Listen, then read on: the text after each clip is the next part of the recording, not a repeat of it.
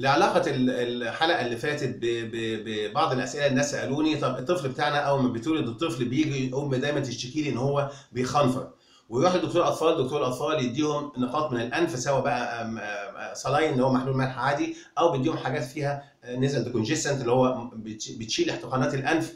فسواء دي او دي الطفل بتزداد الحاله معاه، بيبتدي يزداد سوءا، الاخ خلاص يقول له لا لا روح لدكتور انف واذن عشان انت ابنك عنده لحميه والمفروض اللحميه تتشال. ولو راح لدكتور انف واذن يعني لسه حديث متمرس في المهنه جديد، هيعمل اشعه لاترال على الجانبيه على الجزء البلعومي من الانف، فبيلاقي اللحميات بتاعته متضخمه.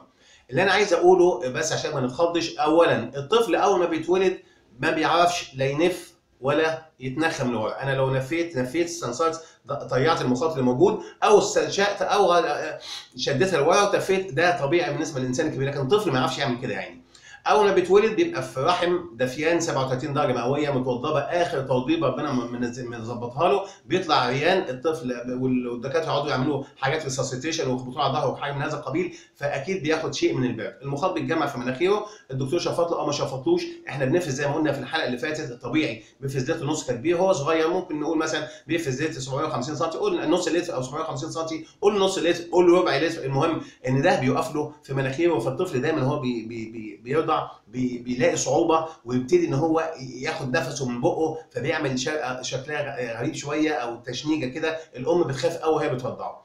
احنا بنقول ان ده ما تقلقوش خالص، كل ما في الامر ان احنا عايزين نبوش المخاط ده، فبنبوشه بنقاط انف اللي هو محلول ملحي عادي خالص. فبناخد ازازه اللي هي زي الجلوكوز ده اللي هو محلول نورمال صلاين، محلول العادي خالص، ازازه بسيطه خالص موجوده في اي صيدليه، بناخد منها بسرنجه ونملى اي قطاره فاضيه بلاستيكيه. بناخد القطاره الفاضيه دي معاها قطاره ثانيه دي محلول ملح، والثانيه بنخليها فاضيه زي ما هي. اللي فيها محلول ملح تتحط للطفل وهي دافيانه، فلازم نحطها دافيانه زي 37 درجه مئويه.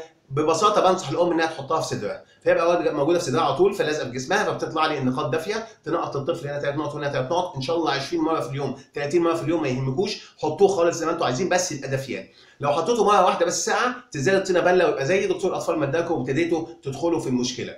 الحاجه الثانيه، النقاط دي لما بتقف لي هنا او بتعدي، لو عدت خلاص بمسح مكانها، لكن لو وقفت لي هنا ببتدي اجيب القطاره الثانيه وكانها شفاط او مفضل الهواء اللي فيها، وحاطط بوزها كده واسيب ايدي تيجي شفطه لي النقاط اللي انا حاططها والمخاط اللي وراها.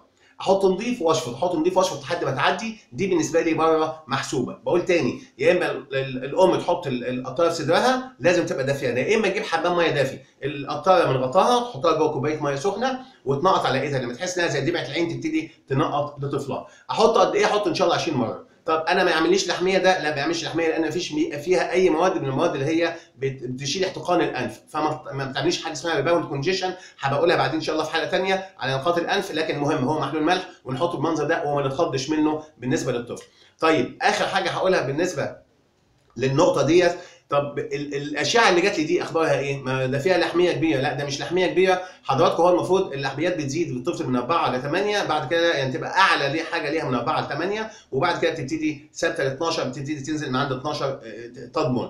طب الاشعه اللي احنا عملناها، المخاط بيبقى لازق زي ما قلنا ولازق لي في اللحميه، واحنا بنعمل اشعه اسمها سوفت تيشو دوز. يعني ايه سوفت تيشو؟ يعني بيحط جرعه الاشعه اللي تجيب لي اللحم، ما تجيبليش العظم بس وتجيب لي اللحم كمان، فلو شويه مخاط لازقين بيدوني شكل اللحم، فبيبان لي ان اللحميه بتاعته متضخمه وان هو لازم عمليه. التست البسيط اللي احنا بنعمله بعد ما نحط النقاط دي كلها، بنحاول نقفل فم الطفل او نحط له الببرونه او نرضعه ونشوف هو بياخد نفسه، خلاص خد وتنفس، انتهينا، يبقى مفيش عندنا مشاكل. نتمنى لاولادكم صحه جيده، بس دفوا النقاط الاول.